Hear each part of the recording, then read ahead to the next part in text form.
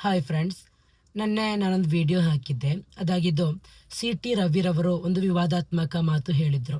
ಎದೆ ಸೀಳಿದ್ರೆ 3 ಅಕ್ಷರನೂ ಇಲ್ದಿರೋ ಮುಲ್ಲಾನಿಗೂ ನೀಟ್ ಪರೀಕ್ಷೆಗೂ ಏನು ಸಂಬಂಧ ಅಂತ ಕೇಳಿ ಆ ವಿಡಿಯೋಕ್ಕೆ ಎದುರಾಗಿ ನಾನೊಂದು ವಿಡಿಯೋ ಮಾಡಿದ್ದೆ. ಅದಾಗಿದ್ದು ಇಲ್ಲಿ ಭಾರತದಲ್ಲಿ ಮುಸಲ್ಮಾನರು, ಹೈಂದವರು, ಕ್ರೈಸ್ತರು ಎಲ್ಲರೂ ಒಂದೇ.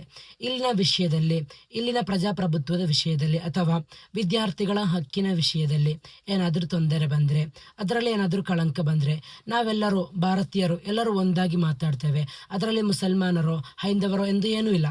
ಮತ್ತೆ ಆತ ಹೇಳಿದ್ದು ಇಲ್ಲಿ ಮುಸಲ್ಮಾನರನ್ನು ಒಂದು ಕೀಳು ಜಾತಿಯನ್ನಾಗಿ ಮಾಡಿ, ಮುಸಲ್ಮಾನರನ್ನು ಒಂದು ಅವಹೇಳಿಸುವ ರೀತಿಯಲ್ಲಿ, ಅವಮಾನ ಮಾಡುವಂತಹ ರೀತಿಯಲ್ಲಾಗಿತ್ತು.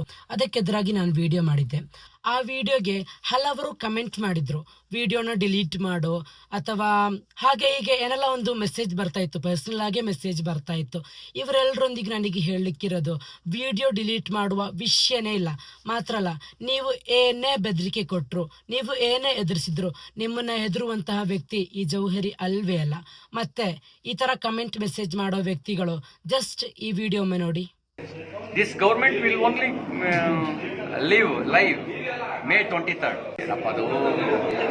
In this hilarious, auspicious occasion, I would like to share you something on the topic that touches.